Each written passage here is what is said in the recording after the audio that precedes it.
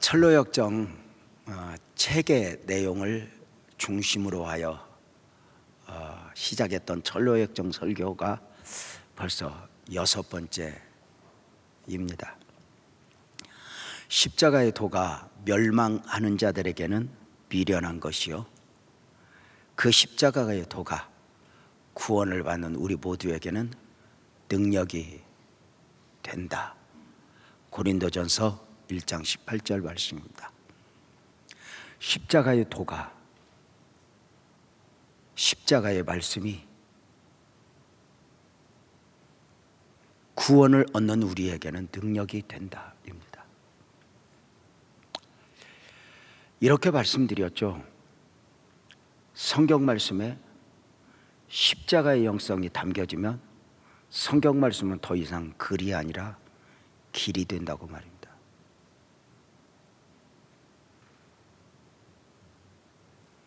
그러나 그 성경 말씀에서 십자가의 영성을 보지 못하면 성경은 그냥 성경이지 길로서 볼 수가 없게 됩니다. 장망성을 뒤로 하고 순례자의 삶을 살아가는 출발한 크리스천, 많은 과정을 거치게 됩니다. 특별히 그는 종종 내가 전문가요 하는 사람들을 만나게 될 것입니다. 오늘을 살아가는 세상은 전문가로서의 영역이 세분화되는 것 같습니다.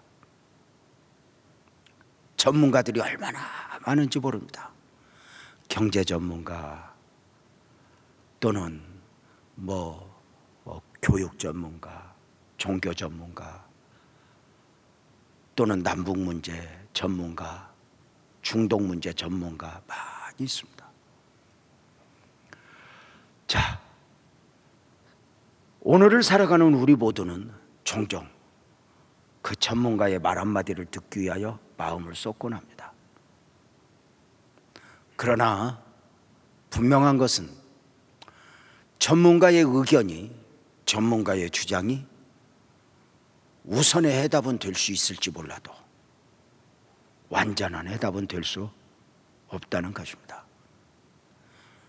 우선의 파도 앞에는 선장과 선주의 역할이 필요하지만 쓰나미와 같은 파도 앞에는 선장과 선주의 역할이 의미가 없어집니다. 전문가, 그들은 거기까지입니다. 아무리 포장을 잘해도 말입니다. 순례자의 걸음을 걷고 있는 크리스천이 세상 지혜자를 만나게 됩니다. 세상 지혜자는 전문가입니다. 적어도 그 세상에서는 어디에 가서 어떤 삶을 살아야 하는지, 누구를 만나야 하는지 전문가입니다. 분명한 것은 순례의 길을 걷는 크리스천에게 있어 만남받은 세상 지혜자는 엄청난 시험이었습니다. 그 전문가라고 하는 세상 지혜자는 말씀을 근거로 권면하는 전도자를 비방하며 크리스천에게 방향을 바꾸라고 말합니다. 당신이 지금 방향을 잡고 있는 저 빛, 그리고 좁은 문, 저것은 사실 미지의 세계라고. 그 험한 길보다는 훨씬 더 쉬운 길이 있으니 저 막연하게 보이는 저것보다는 도덕마을에 합법치를 찾아가 보라고. 아마도 당신이 원하는 답을 그가 다 줄 수 있을 것이라고. 그렇게 쉬운 길이 있는데 뭐하러 그렇게 좁은 길, 험난한 고갯길을 떫떫이 하는 것이냐고 말입니다. 합법씨를 찾아가시오. 합법씨가 없으면 그의 아들 예의씨가 있을 것입니다.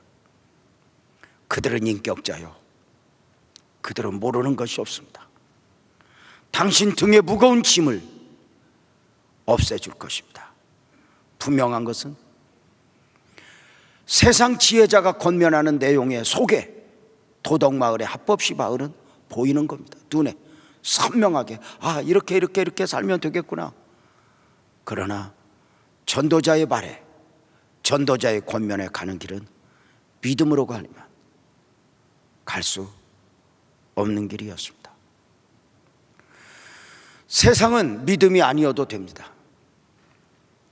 그런데 목회를 해도, 선교를 해도, 오늘 그리스도인의 삶에서도 안타까운 것은 조금은 믿음으로가 지치니 믿음이 아니어도 되는 길을 원합니다. 좀 더 쉬운 길, 좀 더 넉넉한 걸음말입니다.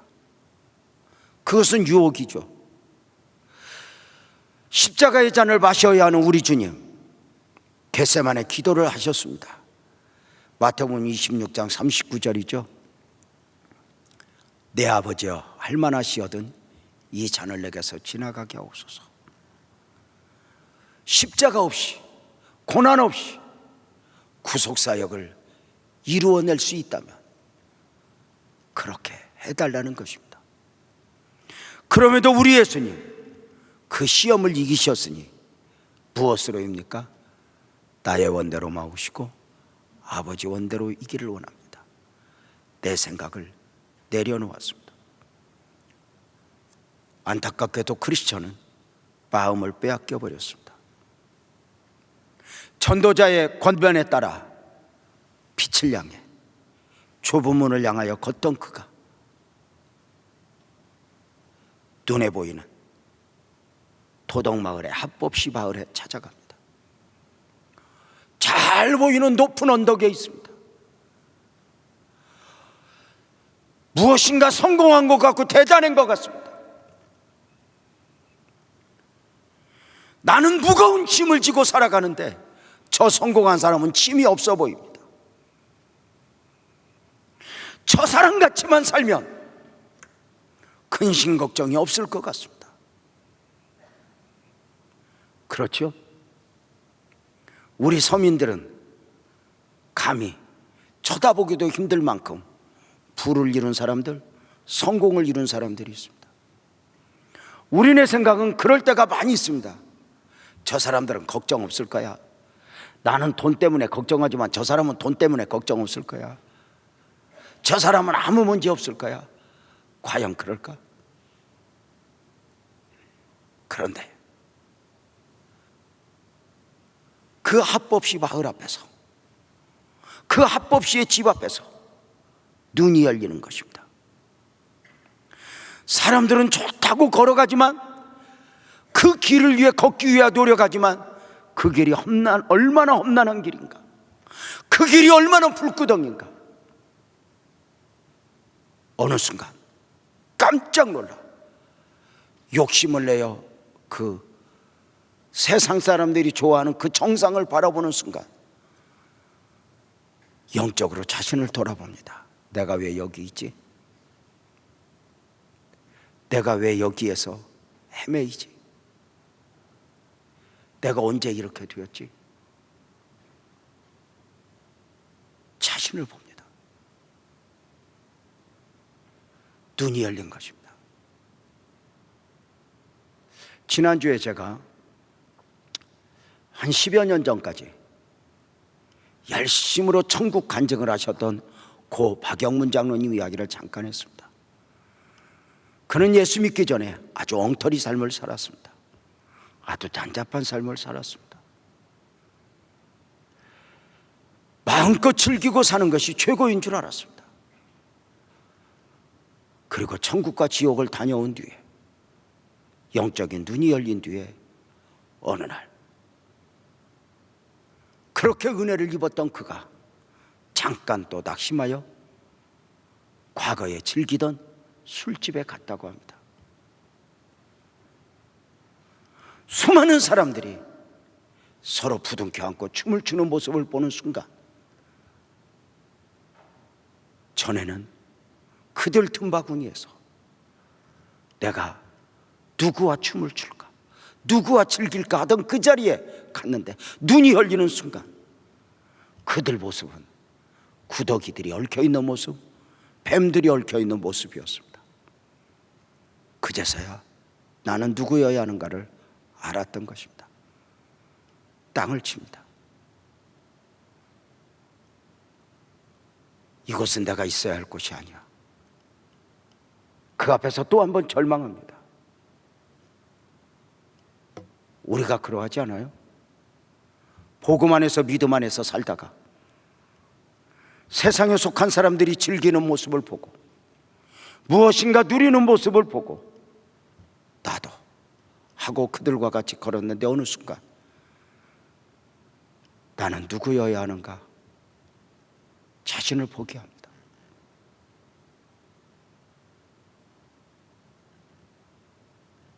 세상 지혜자의 발, 그의 발은 정말 달콤했습니다. 해답이 보이는 듯 했습니다. 분명한 것은 그는 영적이지 않았다는 것입니다. 그는 하나님을 바라지 않았다는 것입니다.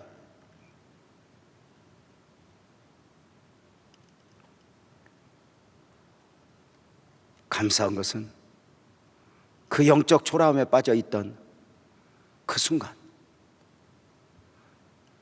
전도자가 다가옵니다.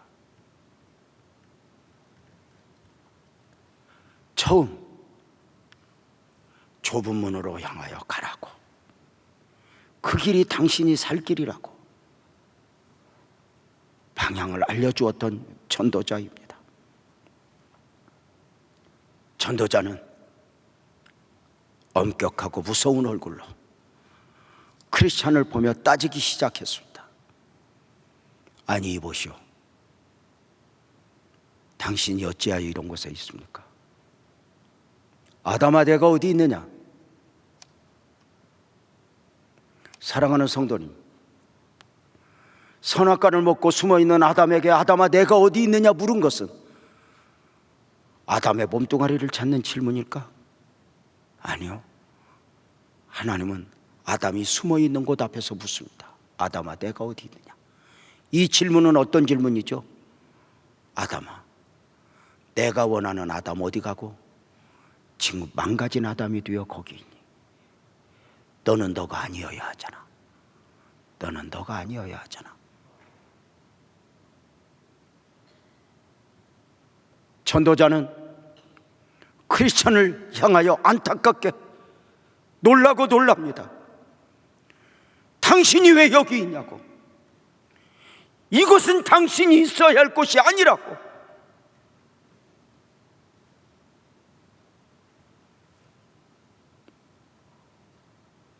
놀라는 전도자 앞에서 크리스천은 대답하지 못하고 머뭇거리고 있습니다. 전도자가 재차 이야기합니다. 당신은 멸망의 도시 바깥에서 괴로워하며 울고 있던 사람이 아니었습니까? 그렇습니다. 바로 저였습니다. 당신에게 좁은 문으로 가는 길을 알려주었는데 무슨 이유로 근세 결심을 바꾸어 지금 이 길로 들어선 것입니까? 도대체 왜? 거기에서 크리스찬은 자신을 돌아봅니다.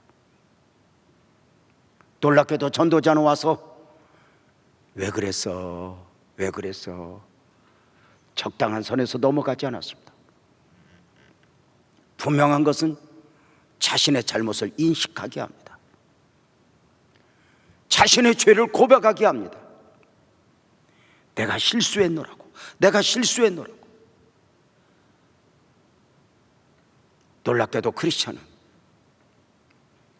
전도자의 책망 앞에서 내가 세상 지혜자에게 속아서 이 꼴이 되었다고 누군가를 핑계하지 않습니다. 누군가를 말하지 않고 자신의 죄를 고백합니다. 자신의 허물을 고백합니다. 이것이 돌이키는 회개의 출발점입니다. 마귀는 우리에게 믿음을 갖지도 못하게 하지만, 우리에게 순종하지 못하게 하지만, 마귀는 끝까지 회개하지도 못하게 합니다. 자신의 잘못을 고백하지 못하게 합니다. 잘 아시죠?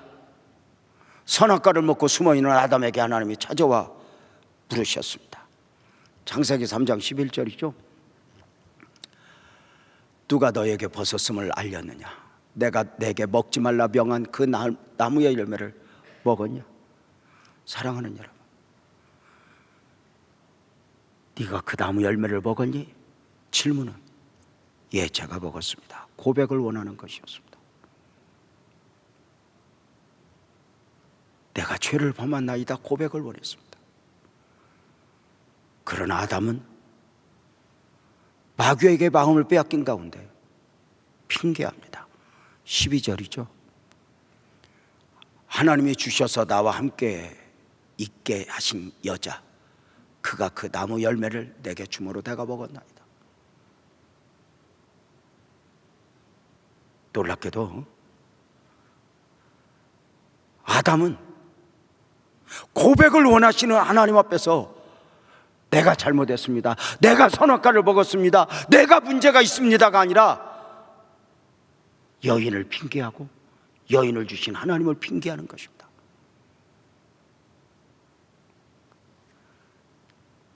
자녀들과 함께 살면서, 교회 공동체 안에 살면서, 많은 울타리 안에 살면서 무슨 일이 있든지 잘 되어가지만은 않습니다.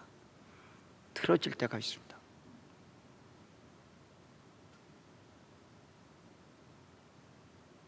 그러할 때 그들의 말 속에서 우리는 종종 저것이 신앙적인가를 확인하게 됩니다. 마귀는 핑계하게 합니다. 내가 죄를 지킨 졌다. 그런데 누구 때문에? 무엇 때문에? 참 은혜는 누구를 말하지 않아요. 나보다 그가 10배나 더 큰 죄를 범했더라도 그의 죄가 아니라 내 죄를 크게 보고 내 허물을 보고 내 허물을 고백하는 것. 다시 말씀을 드릴게요. 마귀는 믿음인데 순종 없는 믿음을 갖게 합니다. 마귀는 회개를 하되 핑계하게 합니다. 사랑하는 여러분, 무엇이 두려워서, 무엇이 염려해서? 놀라운 것은 크리스천은 누군가를 핑계하지 않았어. 세상 지혜자, 누구 때문에, 무엇 때문에라고 말하지 않았어. 가장 중요한 것은 지금 내가 당신 앞에, 하나님 앞에 있다는 것이었어.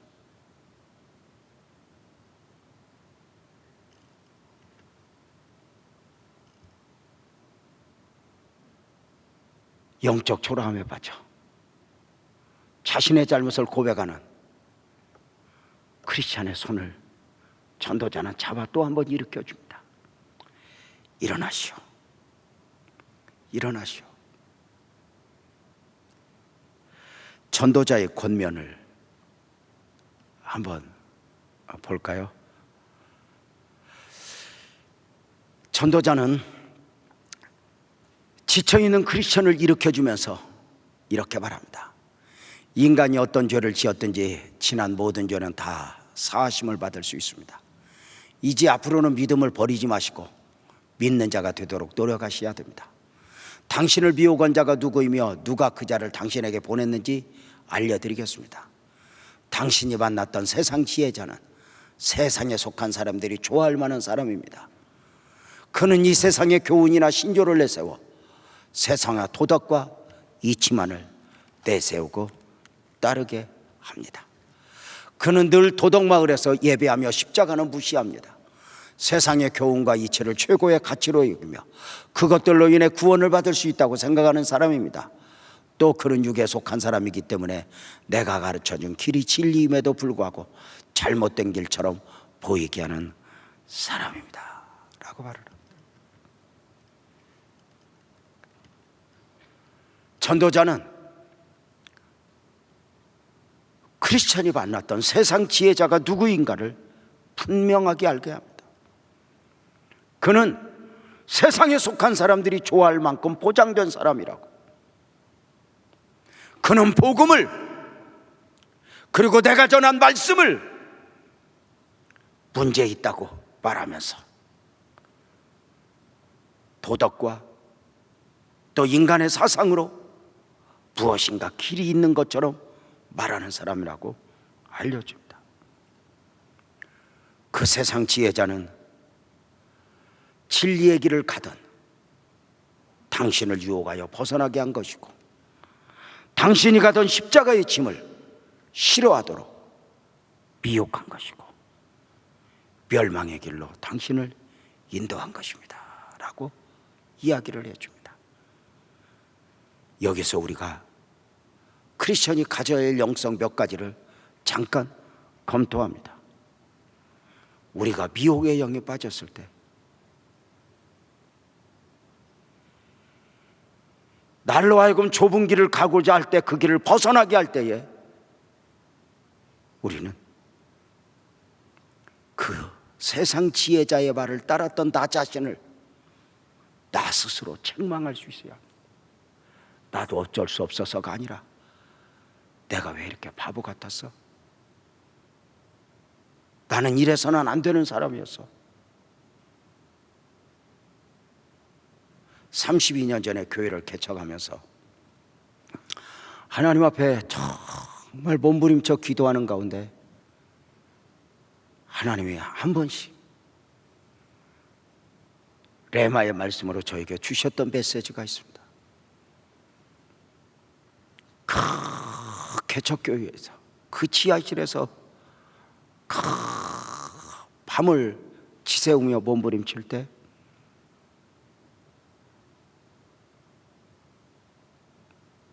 그때 하나님이 저에게 주셨던 메시지 중에 하나가 많은 것도 아니다. 네가 누군가와 함께 걸을 때 조금씩 달랐으면 좋겠다. 말하는 것에서, 생각하는 것에서 조금만 더 달랐으면 좋겠다. 그 조금이 지난 32여 년간 저에게 주신 축복은 엄청납니다. 힘들면 힘들다고 징징거리고 억울하면 억울하다고 징징거리는 것이 아니라 모든 사건 속에서 나는 누구여야 하는가?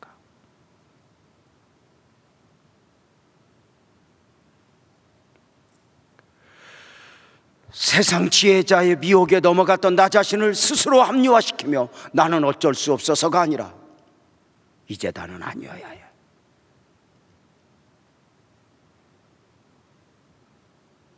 나는 이래도 되고 저래도 되는 사람이 아니라 나는 이 길을 가야 돼.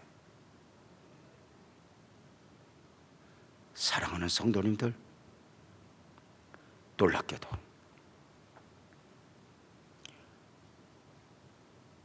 그 전도자의 또 한 번의 권면에 크리스천은 깨닫게 됩니다.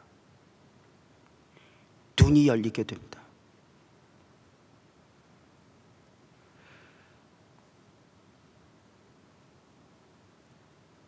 크리스천은 세상 지혜자의 충고를 따랐던 어리석음을 한탄하며 울부짖기 시작합니다. 자신이 너무 부끄러운 것입니다. 그만큼 은혜를 입었고 그만큼 깨달았는데 내가 왜 비틀거렸지?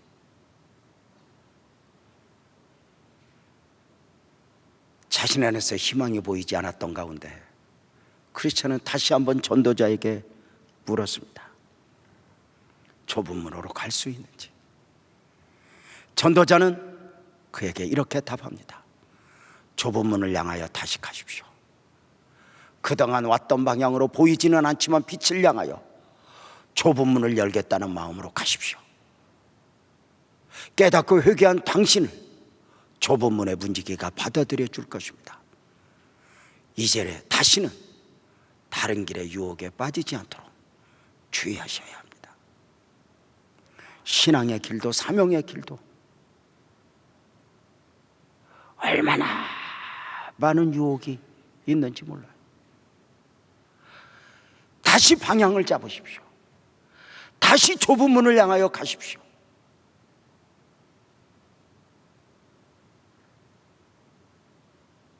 이제라도 늦지 않았습니다.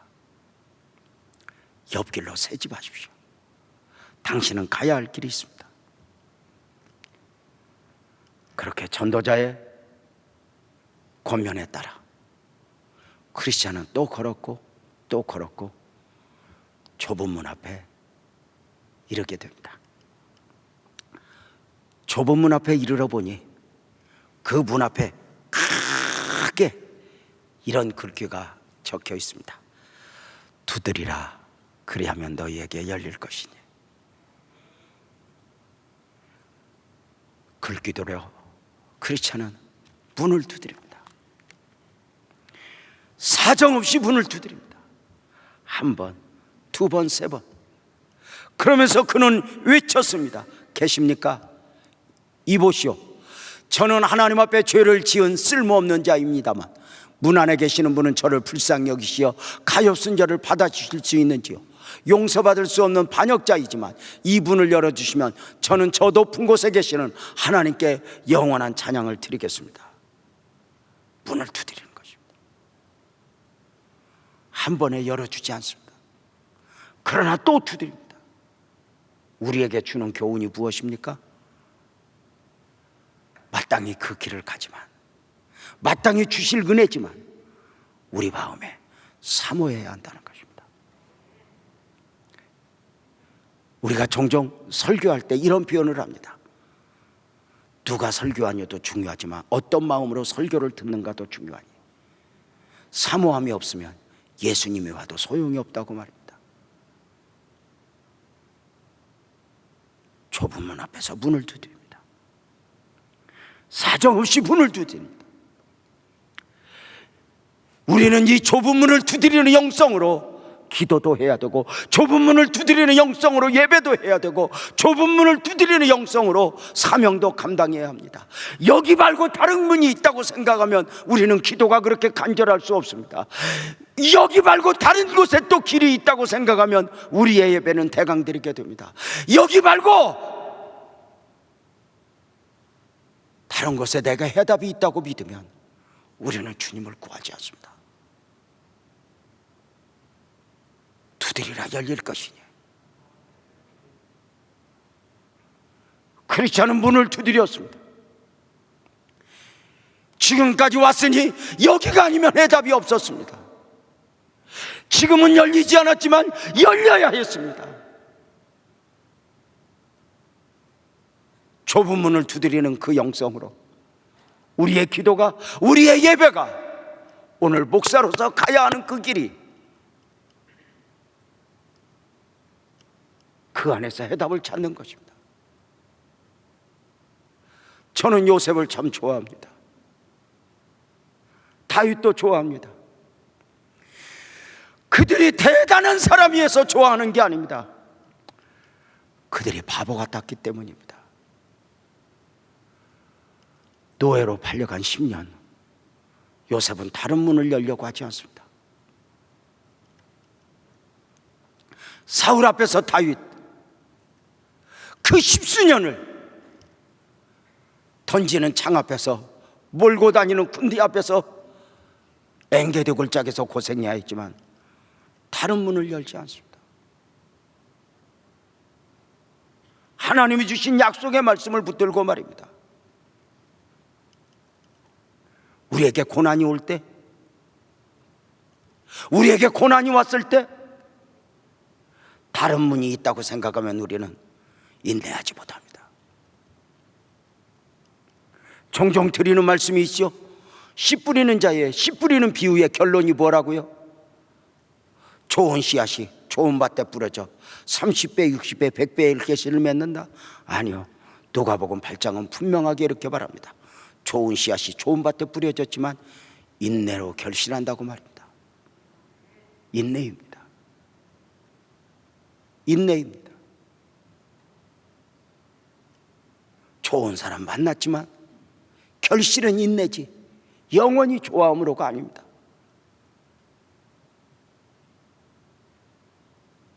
아닙니까? 좋은 교회 만났지만 모든 것이 인내입니다. 여러분, 그렇게 죽고 못 살던 그 배우자도 인내로 결실을 맺어야 한다면, 또 하나 하나님과의 관계 속에서도 인내로 결실하는 것입니다.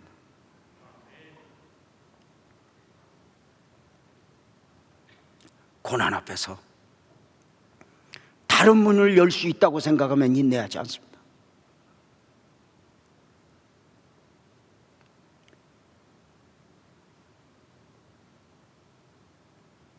해답은 이 안에 있다.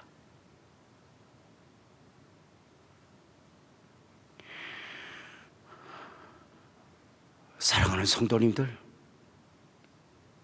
좁은 문을 두드리는 그 영상, 두드리라 열릴 것이니, 그 좁은 문을 두드리는 기도가 여러분의 기도이기를 축복합니다. 우리가 늘 그러할 수는 없습니다. 그러나 때로는 기도에서도 바보가 되는 겁니다.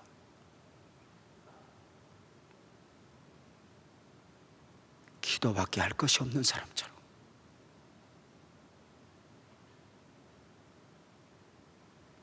믿음이 좋아서 기도이고 이렇게 기도하면 응답받을 것 같아서가 아니라 기도밖에 할 것이 없어서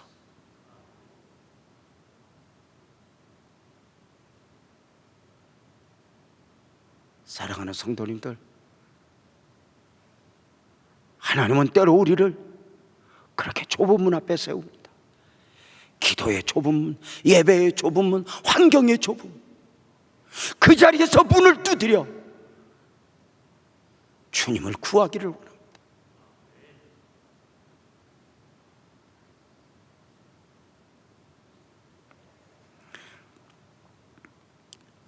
크리스천이 문을 두드리자 문이 열리는 가운데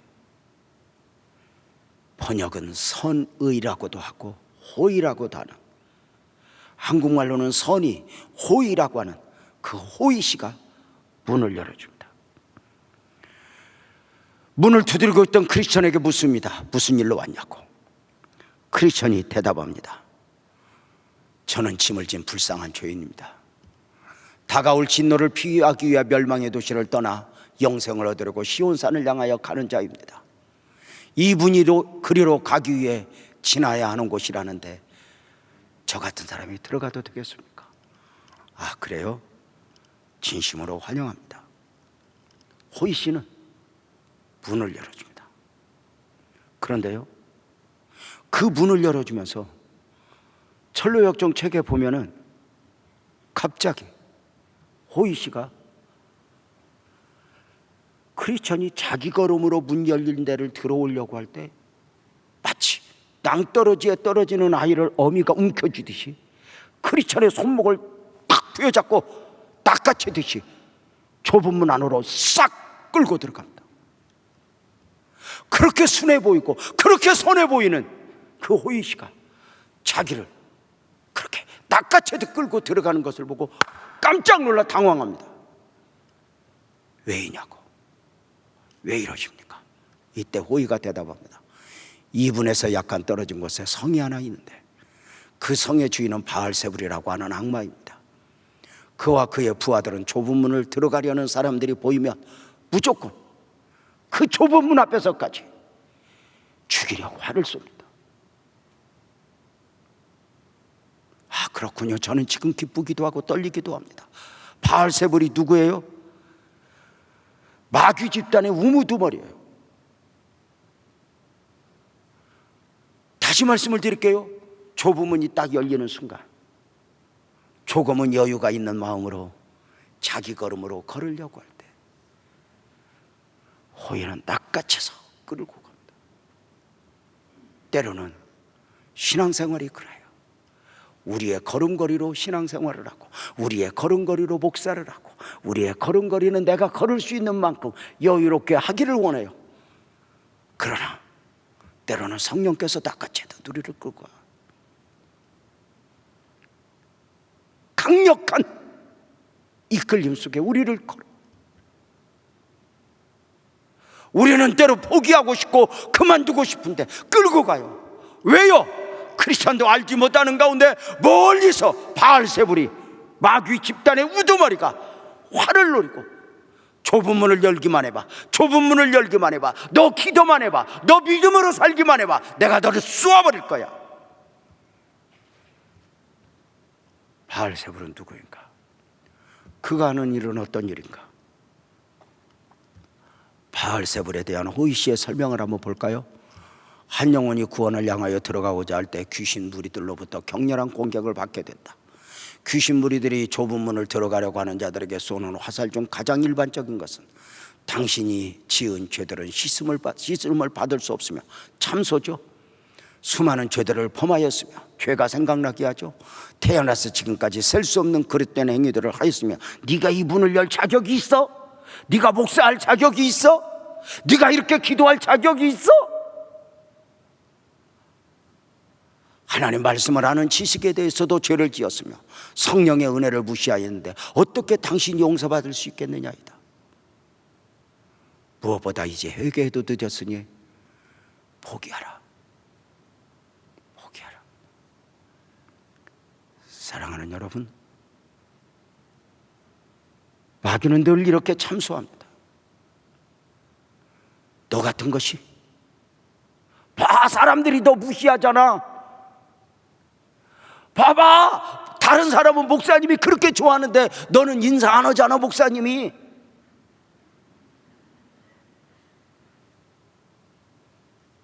사랑하는 여러분, 나는 우리 애가 셋인데 셋도 똑같이 보아줄 능력이 없어. 어떤 때 아들 한 놈이 나한테 서운하다고 하는데 내가 그 밤에 상처받아서 잠이 안 오더라고. 아니, 지놈 때문에 내가 상처받은 거 날 보고 어떡하라고. 그러다가 내가 책을 읽는데 이 말이 나오대. 부모는 자식에게 사랑을 받는 사람이 아니라 어떻게 사랑하는가를 보여 모범을 보이는 사람이다. 여러분은 별로 감동이 없지. 꼭 시험 들 때 이런 말이 읽어져. 부모는 자식에게 사랑을 받는 사람이 아니라 어떻게 사랑하는가 보여주고 모범을 보이는 사람이다. 그래서 부모는 자식에게 끊임없이 사랑을 주며 자식 또한 부모같이 나이를 먹어가면서 또 그 다음 자식에게 사랑을 주는 그것이 순리구나. 자식은 나한테 상처 주기로 작정을 했고 나는 상처를 받으면서 말도 못하고 아빠의 사명을 잘 감당하리라. 여러분 어때요? 마귀가 참소해요. 좁은 문 앞에서만이 아니라 축복의 문 앞에서, 응답의 문 앞에서 화살을 쏘아요. 너 같은 것이, 너 같은 거 뭐 기도한다고 뭐 아이고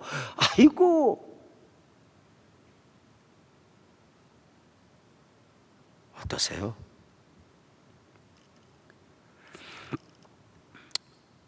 우리는 그러할 때마다 이 마귀의 화살을 어떻게 소멸시킬 것인가? 조금 힘들면 염려라는 화살을 쏘아버리고, 조금 사업장 또는 생업의 현장이 곤란한 일이 터지면 그저 포기하라.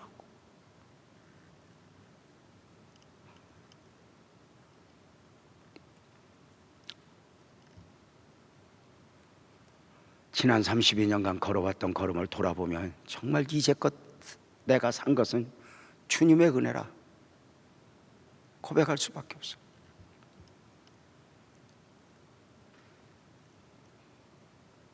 지금까지 내가 나를 만들기보다 하나님이 나를 만들어 주세요, 내가 내 길을 열기보다 하나님이 길을 열어주세요 하고 걸어왔는데,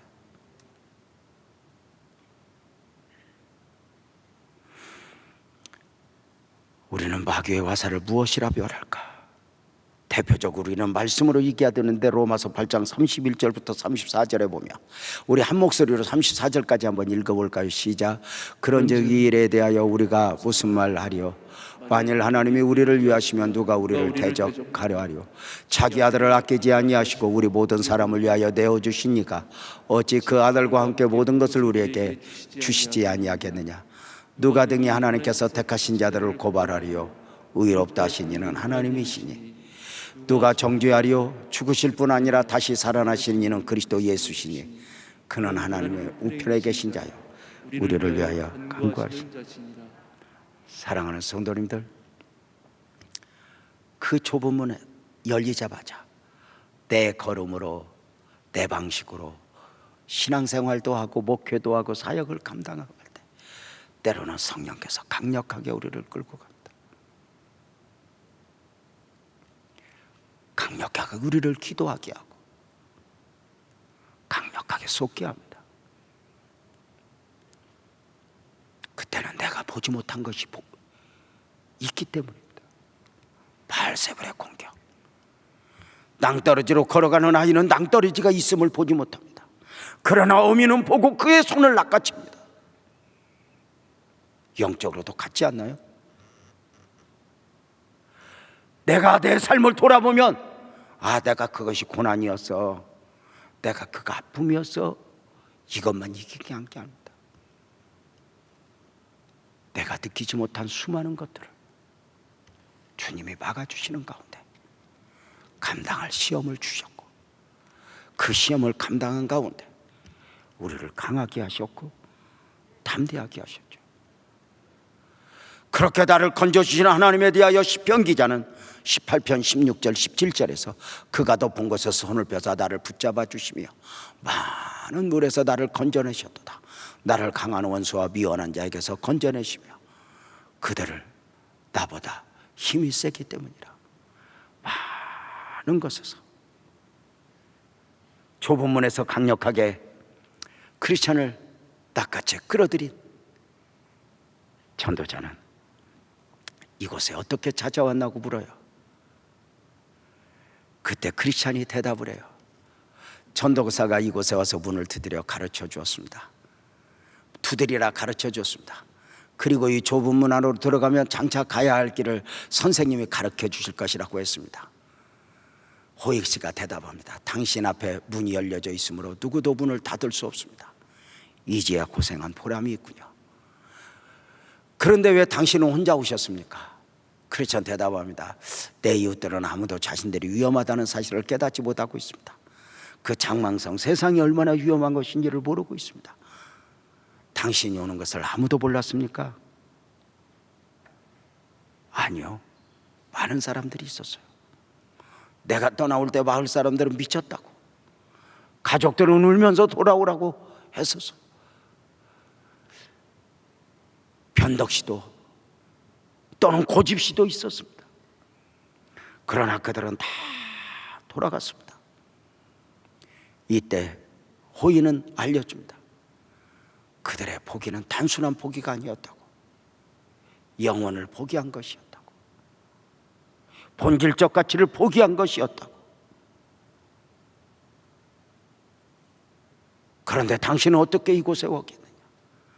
내가 넘어지고 포기하려고 할 때 전도자가 다시 한번 나를 일으켜 주어 이렇게 좁은 문을 열게 두드리게 되었습니다. 그에게 호이 씨가 또 이렇게 말을 합니다. 우리는 누구도 거절하지 않습니다. 이곳에 오기 전에 무엇을 했든지 상관하지 않습니다. 잘 들어보세요. 이 바디. 그 다음에 이리로 오는 자는 결코 되어 좋지 않습니다. 그러니 선한 크리스천씨, 나와 함께 조금만 가시면 당신이 가야 할 길이 나옵니다. 자, 불 보십시오. 당신이 가야 할 좁은 길이 보이지 않습니까? 저 길은 예수님과 제자들이 닦아놓은 길로 당신이 가야 할 길입니다. 이 이 호이 씨의 말에서 우리는 복음이 보여요. 무엇인가? 이렇게 말해요. 문을 두드리는 사람, 그에게 좁은 문이 열려지는 순간 그의 과거가 어떠하든지 문제 삼지 않는다고. 고린도후서 5장 17절이 그러죠. 보라, 이전 것은 지나갔으니 새 것이 되었도다. 과거에 머물게 하고 과거에 매이게 하고 누구 때문에 무엇 때문에 매이게 하는 건 마귀입니다. 복음은 아닙니다. 미래입니다. 앞으로입니다. 우리가 읽었던 대로 누가복음 9장 62절은 그렇게 말합니다. 예수께서 이르되 손에 쟁개를 잡고 뒤를 돌아보는 자는 하나님의 나라에 합당하지 않아. 돌아보지 마. 너의 잘못된 거, 내가 실수했던 거, 내가 지금 주님 앞에 있는 순간 나의 과거는 그 어떤 것도 문제가 되지 않아. 호이 씨가 말해주는 거예요. 빌립보서 3장 14절에서 보면 형제들아, 나는 내가 아직 잡은 줄로 여기지 않냐고 오직 한 일, 뒤에 있는 것은 잊어버리고 다 잊어버리고 우리가 표대를 향하여 그리스도 예수 안에서 하나님이 위해서 부르신 부름의 상을 위하여 달려간다. 사랑하는 성도님들, 여기서 정리되는 게 뭐예요? 좁은 문이 열려있고 우리가 주님 앞에 딱 있는 순간 우리의 과거의 허물은 혹시 사람이 문제 삼아도 주님은 문제 삼지 않습니다. 아멘 합시다. 주님이 문제 삼지 않으면 나도 나를 문제 삼지 않아야 된다.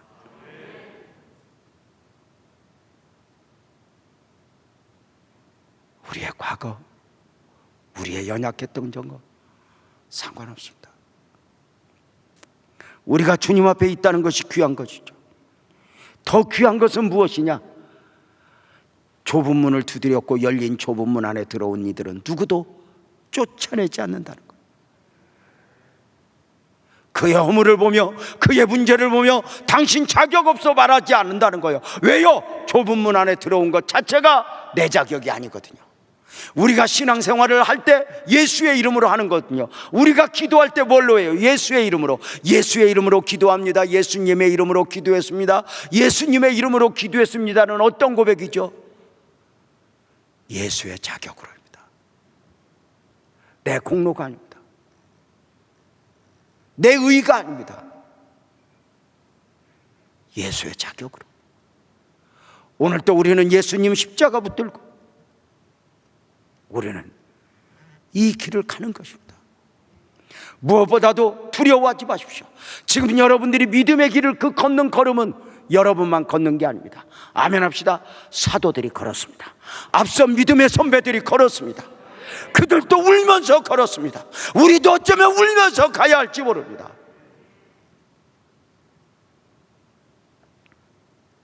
나만 힘들고 나만 어려운 게 아닙니다. 앞선 믿음의 선배들 다 그렇게 울며 갔습니다.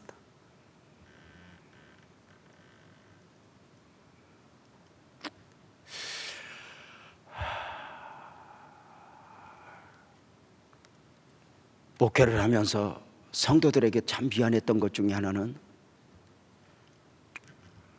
어떻게 우연찮게 하나님이 이렇게 매주 다른 교회 가서 설교를 하게 하셨던 것입니다.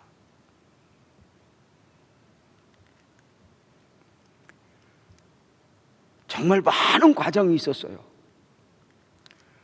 때로는 몸이 너무 약해가지고 그 교회 가서 설교를 10번을 해야 되는데 식사 대접을 하는 앞에 사람이 내가 몸이 너무 지쳐 다운돼가지고 누군가를 모르겠어요. 그런데 그것이 무슨 사명이라고 그 짓을 하느냐고요. 때로는 다녀와서 아내한테 여보 나 그만 가고 싶어. 그만하고 싶어. 언젠가 우리 아버지 세대 부흥회를 다녔던 목사님을 만났습니다. 목사님 저 이 사역 그만할까요? 그랬더니 빙긋이 웃으면서 아무에게나 주신 사명도 아니요. 하나님이 주신 사명이라면 그 길이 쉬운 게 아니요. 이렇게 말씀하시더라고요.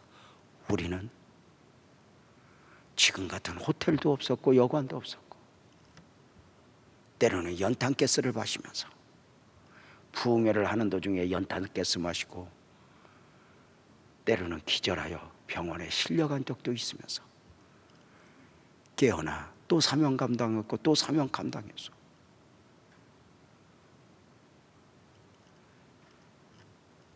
우리가 걷는 이 길은 나만 힘들고 나만 고통이 아니야. 나보다 더 10배나 힘든 분들이 그 길을 걸었어. 32년 전 교회를 개척을 준비하면서 형식적으로이지만 거문도라는 섬에서 사역을 바치고 그 사역을 쉬고 계신 아버님에게 무릎을 꿇고 허락 아닌 허락을 받은 적이 있어요. 아버님, 저 교회 개척하려고요. 평생 섬에서 사역을 감당했던 아버님 딱 첫 마디가 이러시더라고요. 굴물 가고 됐는가? 그래서 제가, 아버님, 요즘 세대는요, 어렵다 해도 굶지는 않아요.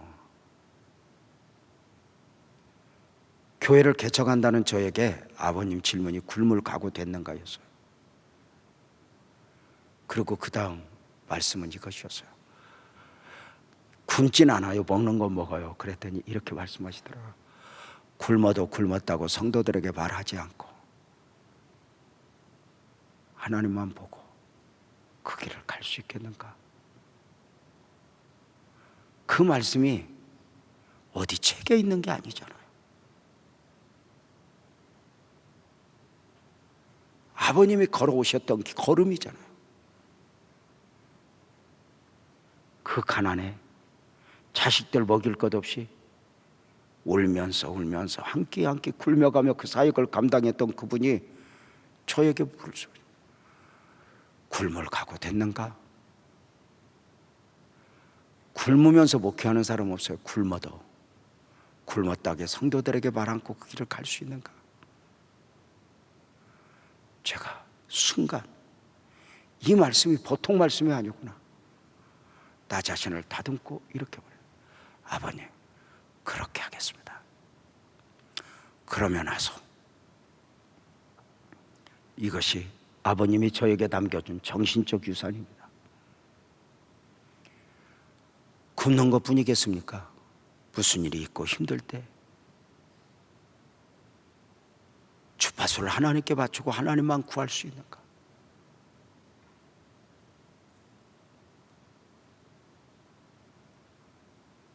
사랑하는 성도님들, 쉽진 않아요. 그런데 분명한 거 있어요. 그 길을 예수님이 갔고, 그 길을 사도들이 갔고, 말틴 루터가 갔고, 주기철 목사님이 갔고, 손양원 목사님이 갔고,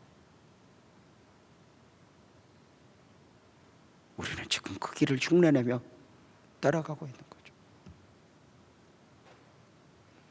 우리가 외로웠을 때 그들도 외로웠고 그들도 아팠고,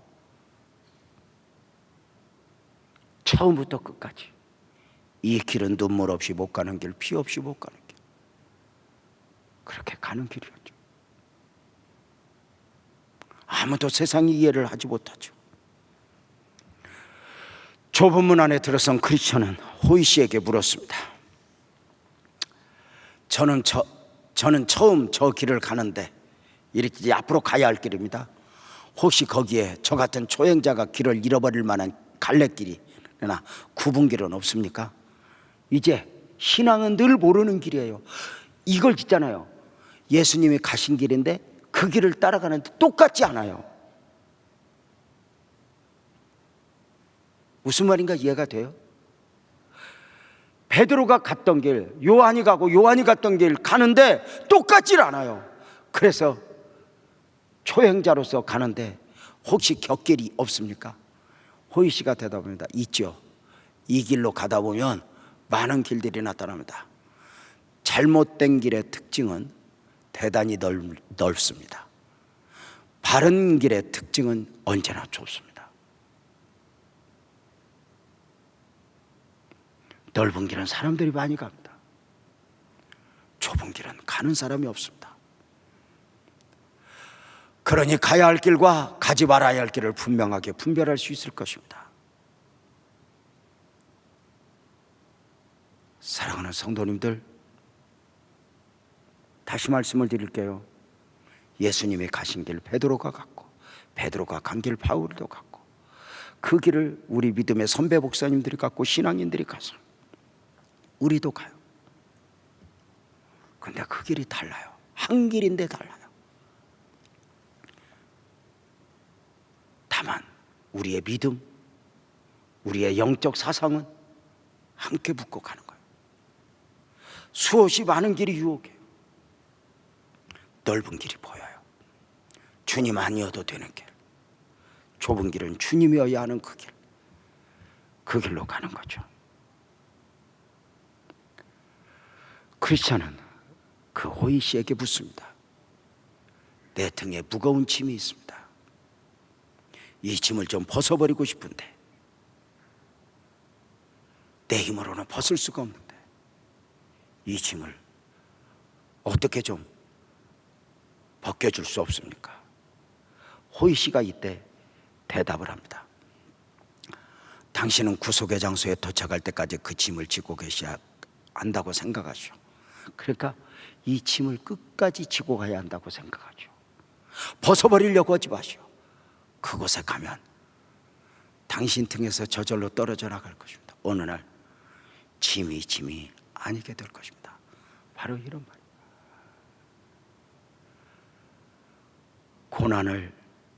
고난이라는 문제가 해결되어서 고난이 아니게 된 것이 아니라 어느 순간 성수가요 고난인데 고난이 아니게 되는, 광야인데 광야가 아니게 되는. 여러분은 어때요? 전에 같으면 문제들 앞에서 볼딱볼딱 뛸 수 있었는데 어느 날 믿음의 반응을 보이면서 내가 나를 보고 놀라지 않아요? 어느 날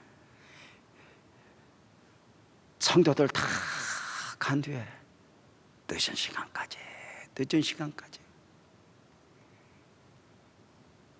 순간 한번 돌아보면 아무도 없어요. 됐다. 그리고 혼자 하염없이 울어요.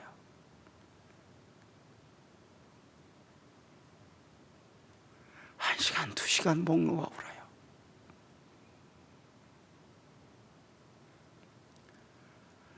화장실 가서 거울을 보는데 그렇게 이쁜 거 있죠.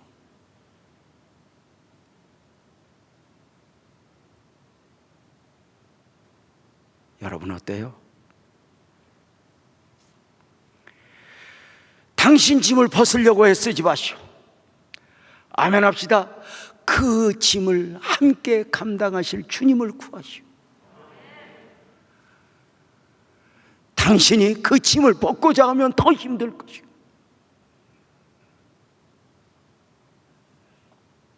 언젠가 그것이 떨어져 나갈 것이오. 사랑하는 성도님들, 우리에게 주는 이 메시지가 뭐예요? 지금까지도 그랬지만 앞으로도 수많은 길들이 유혹할 거라는 거예요. 이 길로 오시오, 저 길로 오시오. 그러나 당신이 가야 할 길은 좁은 길, 주님 아니면 안 되는 그 길, 주님 손 놓고는 아무것도 할 수 없는 그 길, 그 길로 나는 갑니다. 고백하고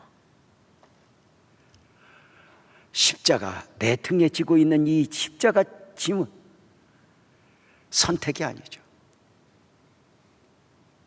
오늘 구성교사님 오셨지만 사실 제가 말씀을 듣고 보면 정말 귀한 분들이에요. 세상에서 그냥 먹고 사는 걸로만 작정을 하고 살면 얼마든지 귀하게 사실 수 있는 분들이에요. 근데 어느 순간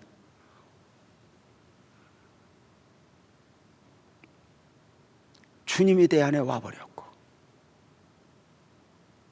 그 주님 손잡고 그 길을 가는 것이 쉽지 않죠.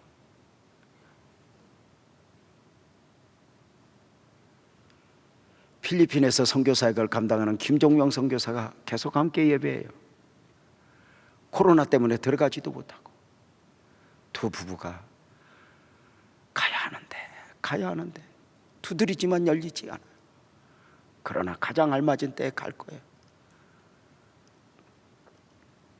그는 치과 의사예요.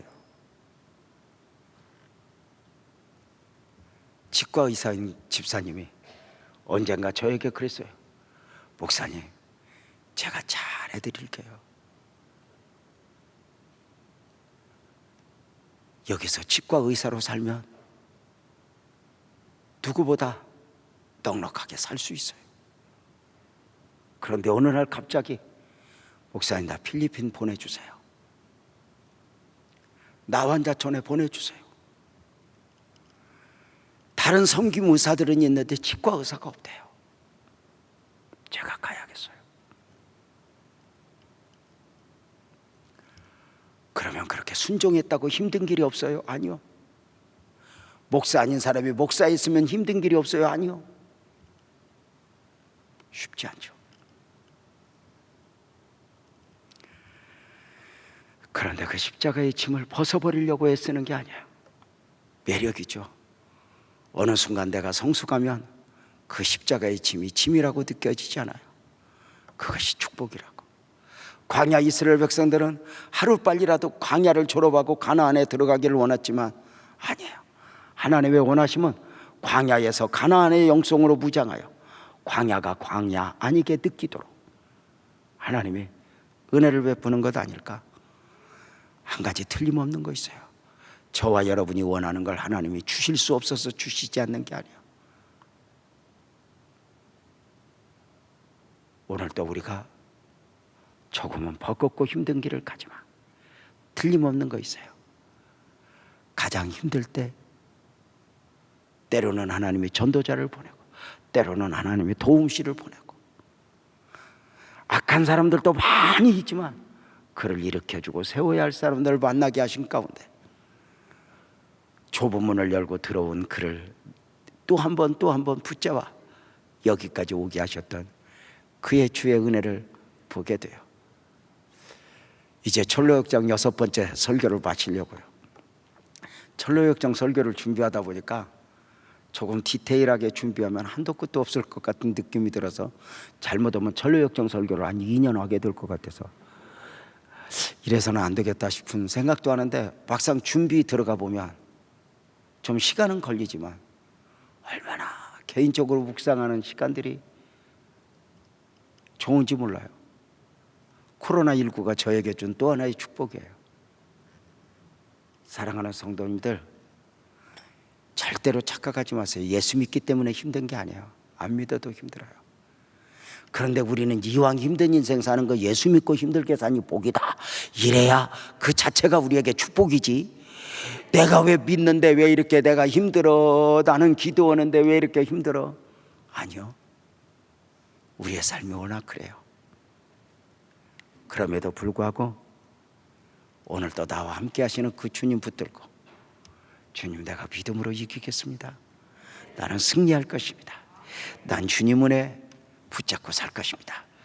고백하지 않겠습니까? 이 시간 우리 모두 자리에서 일어나서 오래간만에 이 찬송하면서 우리 기도하기를 원합니다. 예수들 함께 하시네. 고단한 인생길 기도하는 가운데 성령님이 우리 모두를 만져주시면 좋겠습니다.